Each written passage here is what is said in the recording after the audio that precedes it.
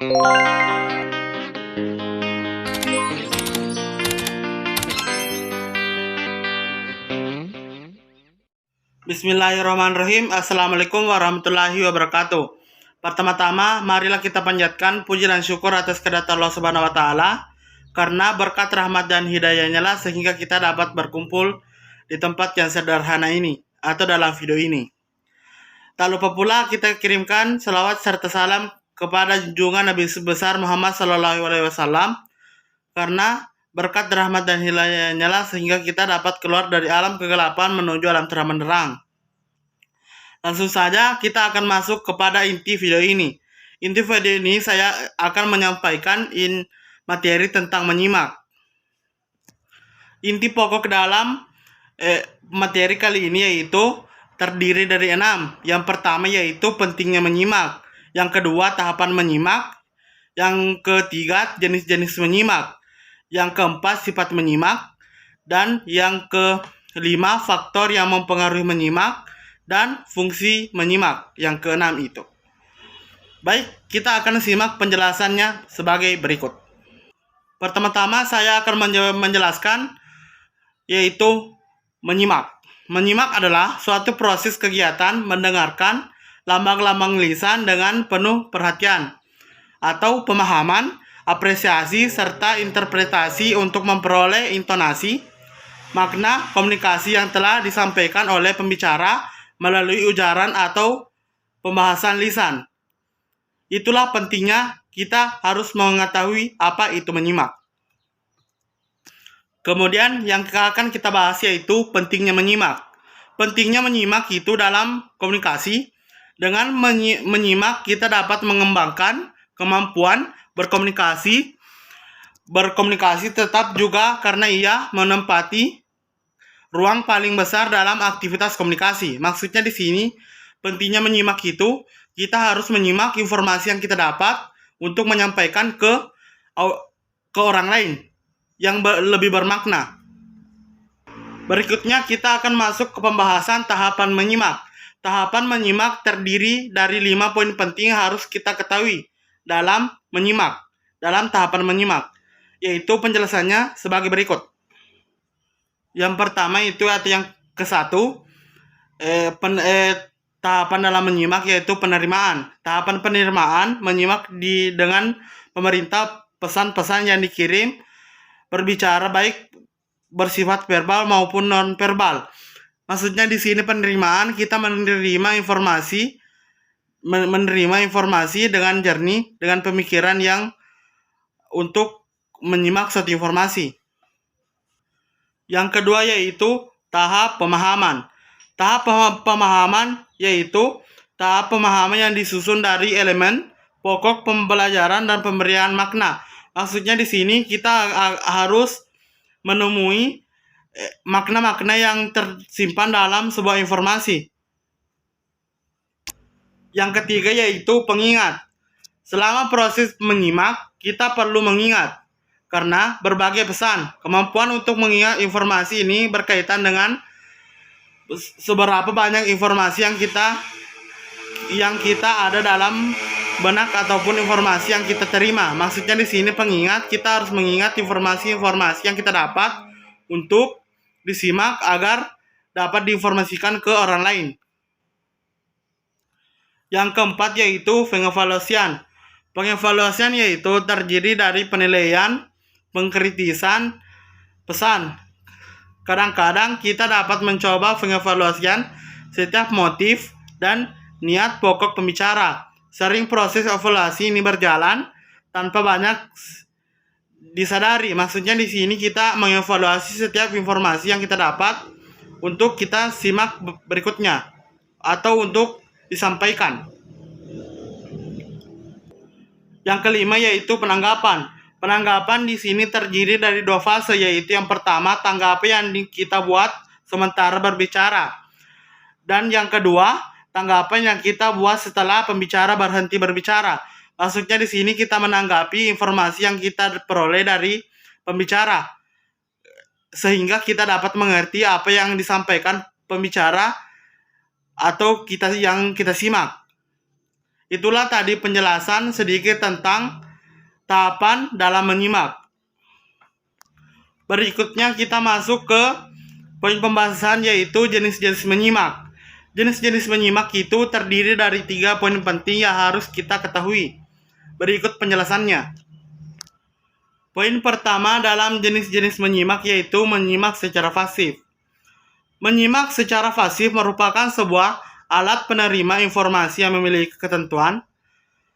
Dalam menyimak pasif, menyimak tidak dilakukan evaluasi terhadap pesan-pesan pembicara, tetapi hanya mengikuti pembicara, bagaimana ia mengembangkan pemikiran atau gagasan melalui aktivitas menyimak secara pasif. Sebenarnya, kita sedang membangun sebuah lingkungan komunikasi sifatnya menerima dan mendukung. Itulah maksud dari menyimak secara pasif. Yang kedua yaitu menyimak secara kritis.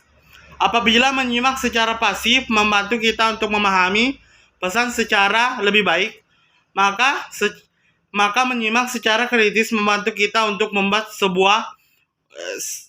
sebuah analisis atau penilaian pesan secara lebih baik. Menyimak secara kritis bertujuan untuk memahami, mengingat, dan menafsirkan setiap yang didengarkan. Menyimak jenis ini menekankan kepada kemampuan berpikir kritis. Maksudnya di sini ini menyimak kritis itu kita dipaksa untuk berpikir kritis agar lebih keras ke depannya. Itulah poin penting dalam jenis menyimak kritis ini. Poin terakhir atau poin ketiga dalam jenis menyimak yaitu menyimak secara aktif. Menyimak secara aktif mengomunikasikan sebuah pesan dari seseorang pengirim ke seorang penerima. Tidak seperti memindahkan air dari satu botol ke botol yang lain. Kita tidak bisa duduk secara pasif dan membiarkan pembicara menuangkan pesan ke dalam benak kita. Menyimak merupakan sebuah proses aktif. Kita harus menerima, mengevaluasi, menginterpretasi, dan mengingat apa yang pembicara katakan. Itulah tadi penjelasan singkat terhadap menyimak secara aktif. Itulah tadi poin penting penjelasan dari jenis-jenis menyimak. Baik, kita akan masuk ke poin pembahasan berikutnya yaitu sifat menyimak. Sifat menyimak, adapun jenis aktivitas menyimak yang kita pilih, bahkan seandainya kita tidak mau menyadari pilihan tersebut. Suatu hal yang selalu ada yakni aktivitas menyimak senantiasa berkeadaan dengan unsur-unsur kesenjangan, keterbukaan, dan penyelesaian. Ketika kita menyimak sebuah informasi atau pembicaraan, maka kita akan melakukan dengan maksud yang tujuan tertentu. Sifat menyimak ini, kita harus bersungguh-sungguh dalam menyimak sebuah informasi agar kita dapat memperoleh informasi yang lebih efisien. Itulah tadi penjelasan singkat mengenai sifat menyimak. Kita beralih ke penjelasan berikutnya. Baik, kita masuk ke pembahasan berikutnya yaitu faktor-faktor yang mempengaruhi menyimak. Faktor-faktor yang mempengaruhi menyimak itu terdiri dari 2 poin penting yaitu faktor internal dan faktor eksternal. Berikut penjelasannya. Poin pertama dalam faktor-faktor yang mempengaruhi menyimak yaitu yang pertama yaitu faktor internal. Faktor internal di sini, jikalau seorang menderita kerusakan alat pendengaran yang dapat menghambat masuknya gelombang dan volume tertentu, menderita kelainan dan menerima frekuensi tertentu, maka proses penyimakan akan terjadi gangguan. Umumnya, masalah kerusakan pendengaran ini sulit disembuhkan. Lebih berbahaya lagi apabila hilangnya pendengaran ini tidak diagnosis. Maksudnya di sini, jika kita kehilangan pendengaran secara permanen, kita tidak bisa menyimak secara melalui pendengaran. Begitu maksudnya dalam faktor internal ini. Berikutnya kita masuk faktor eksternal. Faktor eksternal, lingkungan tempat kita sering juga menghadirkan gangguan atau membuat kita sulit memberikan perhatian terhadap peran lain. Gangguan ini merupakan rangsangan-rangsangan yang tertentu dengan mengalihkan perhatian dan informasi pokok yang diinginkan. Maksudnya di sini, jika gangguan ini terlampau berat, maka ia dapat menyimpan pesan, suara-suara dari percakapan, kebisingan lintas suara masuk yang keras. Hal ini lain juga dipengaruhi oleh gangguan atau sebuah gangguan yang dapat mempengaruhi sebuah faktor eksternal ini. Itulah tadi penjelasan sedikit tentang faktor-faktor yang mempengaruhi menyimak. Baik, kita masuk ke poin pembahasan berikutnya, yaitu fungsi menyimak. Fungsi menyimak itu terdiri dari 6 poin penting yang harus kita pahami dalam suatu fungsi menyimak ini. Penjelasannya sebagai berikut. Poin yang pertama yaitu memahami orang lain. Orang-orang yang dapat memahami dan memperhatikan banyak informasi memiliki sebuah peluang yang lebih besar untuk berhasil.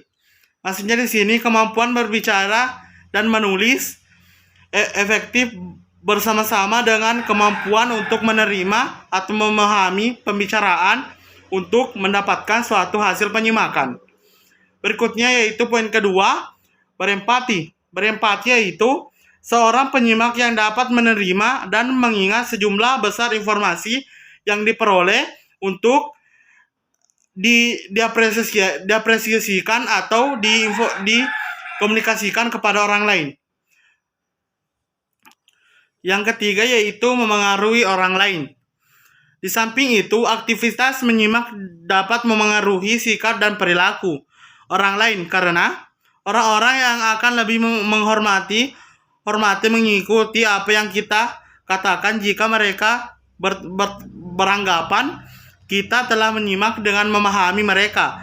Sebagai contoh, mahasiswa akan mengikuti sarana dosennya apabila mahasiswa tersebut merasa dosennya itu berhak untuk menjelaskan materi yang akan dibawakan. Begitu maksudnya. Berikutnya yaitu yang poin keempat, menghibur diri. Adapun penjelasan tentang menghibur diri ini, kalau menyimak cerita-cerita lucu dan yang dilontarkan oleh orang lain bisa menjadi hiburan dan pelepasan ketegangan. Oleh karena itu, dalam hal ini kita harus tahu kapan menyimak secara kritis dan kapan menyimak evaluatif serta kapan menyimak secara pasif. Poin kelima yaitu mengkritisi orang lain. Penyimak yang kritis juga dapat mendengarkan kata-kata berbicara, memahami setiap gagasan tanpa menerimanya secara total. Maksudnya di sini menyimak secara kritis yaitu kita sebagai penyimak kita mendengarkan informasi lebih jelas, mengkritisi setiap perkataan yang dilontarkan oleh seseorang, begitu maksudnya. Poin yang keenam atau poin terakhir dalam fungsi menyimak ini yaitu menolong orang lain. Maksudnya di sini pada dasarnya manusia ingin diakui dan dikenal orang lain, ingin didukung dan diperhatikan oleh orang lain. Melalui aktivitas menyimak kita dapat memberikan jenis-jenis gagasan untuk menghargai seperti ini. Itulah penjelasan sedikit tentang fungsi menyimak. Itulah tadi penjelasan sedikit mengenai poin-poin penting yang harus kita pahami dalam suatu materi menyimak. Sebelum saya menutup video ini, saya akan menyampaikan informasi penting. Jangan lupa kerjakan kuis yang ada di bawah deskripsi video ini. Di bawah. Maksud dari video ini bukan saya. Maksudnya di sini kita sama-sama belajar. Untuk membuat video ini saya melakukan banyak cabang-cabang yang saya baca untuk menyampaikan suatu materi. Cukup sekian dari pembahasan materi tentang menyimak. Lebih dan kurangnya mohon dimaafkan karena kebenaran adalah sumbernya adalah milik Allah Subhanahu wa taala. Lebih dan kurangnya mau dimaafkan. Wabillahi taufiq wal hidayah. Wassalamualaikum warahmatullahi wabarakatuh. Sampai jumpa kembali.